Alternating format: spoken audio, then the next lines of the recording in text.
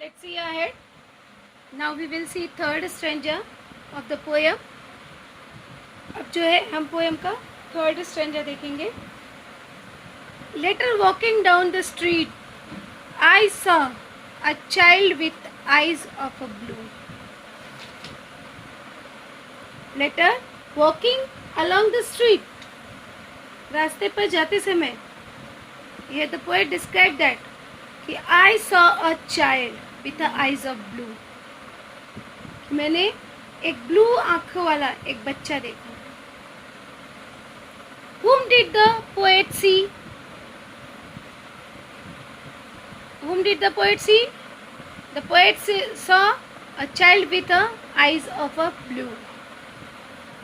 Here the describing word of the eyes, blue. Blue is the describing word. He stopped and watched the other play. It seems he knew not what to do. बच्चा जो है वह खड़े होकर लोगों को देख रहा था. What the child do? बच्चा क्या कर रहा था? तो the child only stood and watched the others to play. बच्चा जो है खड़े होकर दूसरों को देख रहा था खेलते हुए. It seemed he knew not what to do. और उसे देखकर ऐसा लगता था जैसे उसे नहीं पता है कि क्या करना है. I stopped a moment. मतलब कुछ क्षण के लिए.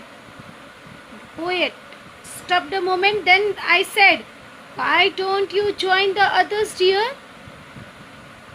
कि उसने कहा कि तुम जाकर दूसरे बच्चों के साथ खेलते क्यों नहीं हो. तो यहाँ पे we can say that complete the sentence. The poet told the boy to join the others to play, but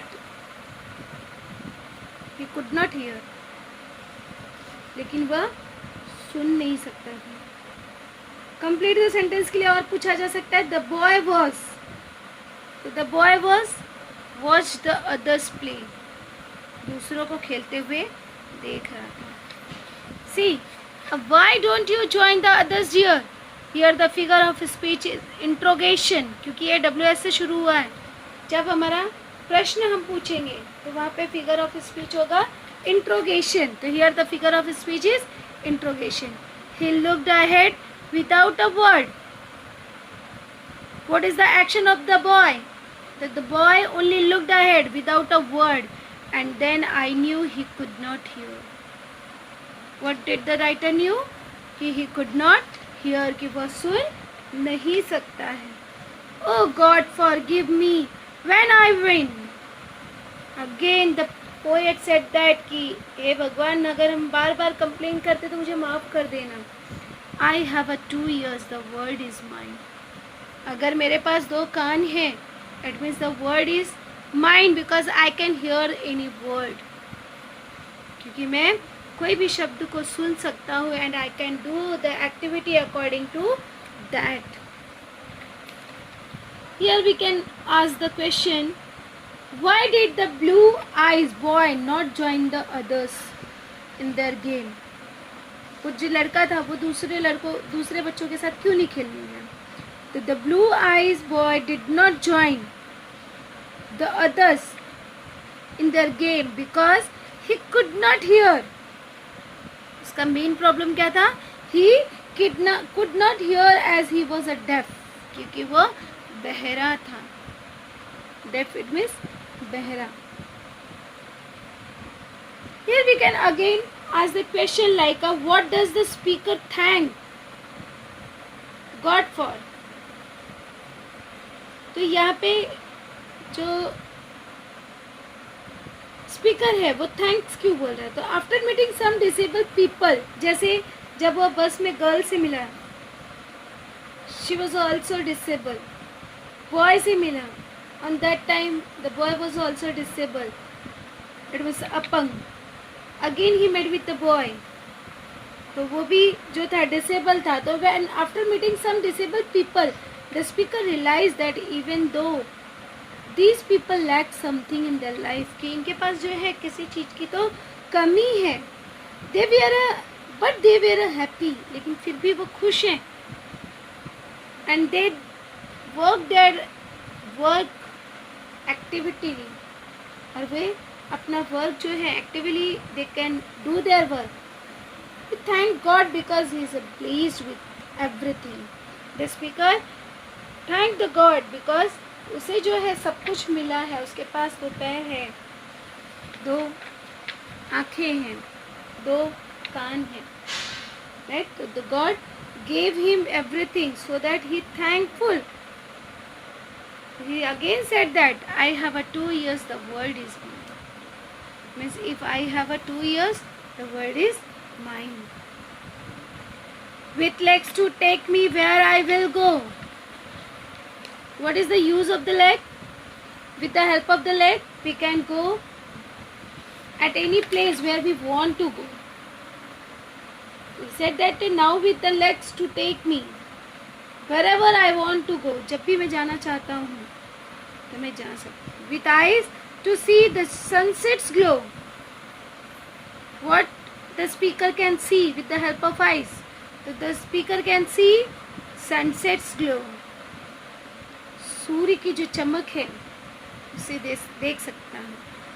sunset के लिए डिस्क्राइबिंग वर्ड यहाँ पे क्या है? What is the describing word of the sunset? Glow. With ears to hear. What is the use of the ear? To hear what I would know. Oh God forgive me when I went. I am ablazed indeed, the world is mine. Because God ने सब कुछ दिया है, तो सचमुच में Indeed, Indeed मतलब क्या होता है? सचमुच में. The world is mine. It means I am really blessed. Then again, I pray to the God to forgive me for my complaining, because with all these blessings, there is nothing in the world for me to complain, because I have everything. If I have a leg, eyes, ears, it means we have everything. Here we can ask the question like, what does the poetess mean when she says the world is mine? यहाँ पे कवित्री का क्या कहने का मतलब होता है जब वो कवित्री कहती है कि the world is mine? So many times she said that कि the world is mine. तो यहाँ पर इनका कहने का, कवित्री का क्या अर्थ होता है? The poetess means to say that we must count our blessings. It means whatever we have to count that and grateful for the good things in our life rather than complaining. Complaining हमेशा नहीं करते रहना चाहिए. We have to feel happy with whatever we have. By the end of every stranger, the poetess say that she is grateful to God for giving her everything in the world. She wants in the life whatever she wants to survive in the life she had. जो कुछ भी उसे अपनी life में जीवित रहने के लिए चाहिए तो वो सभी चीज़ें. So the title of the poem is appropriate. इसलिए जो टाइटल है पोएम का, इट्स एप्रोप्रिएट, वो उचित है, क्योंकि it gives the guest of the poem containment of the happiness. क्योंकि ये हमें बहुत सारी क्या करता है? खुशियाँ देता है. Here we can ask the question, pick out 2 lines from the extract that contain imaginary. Imaginary जो है it means कल्पना करना. ऐसे 2 लाइनें चूज करो. तो ये 2 लाइनें कौन सी? जैसे with legs to take me, I will go. With eyes to see sunsets glow. With ears to hear and I would know.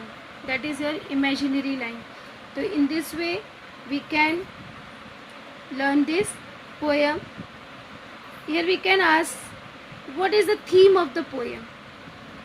So the theme of the poem is that we should be happy and content.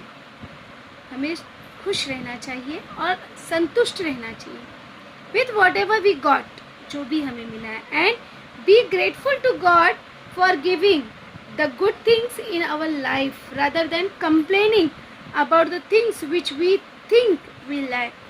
जिन चीज़ों की हम कमी सोचकर ईश्वर से हमेशा complain करते हैं तो वो छोड़कर जो चीज़ें हमारे पास हैं उसके लिए गॉड को थैंक करना चाहिए. One question we can say, like, do you think people with some handicap should beg for money? क्या आपको लगता है कि अपंगता के साथ किसी भी व्यक्ति को भीख मांगना उचित है? Do you agree with that statement? No, I am not agree with that. People with some handicap should not beg for money. बहुत सारे लोग ऐसे हैं जो अपंग है but they never beg money because God gifted them something extraordinary. Because God ने उन्हें कुछ तो असाधारण दिया है, extraordinary with which they can earn their bread and butter. It means जिससे वो अपने खाने पीने की व्यवस्था कर सकते हैं. So that जो भी हैंडीकैप पीपल हैं दे शुड नेवर बेग, उनको कभी भी भीख नहीं मांगना चाहिए.